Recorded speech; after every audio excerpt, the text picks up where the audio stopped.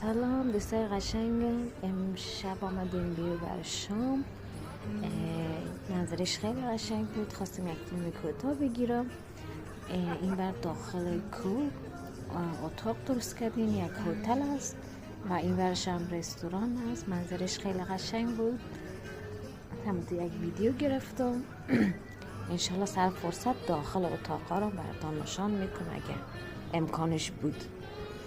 شهر کاپادوکیای ترکیه است، یک شهر رویایی که واقعا خیلی قشنگ است، همینطوری ساکت، آرام و دلنشین. شاید خیلی از شماها دیده باشی، ولی واقعا شهر خیلی قشنگی است. لایک و سابسکرایب یادتان نره. مریم افغان.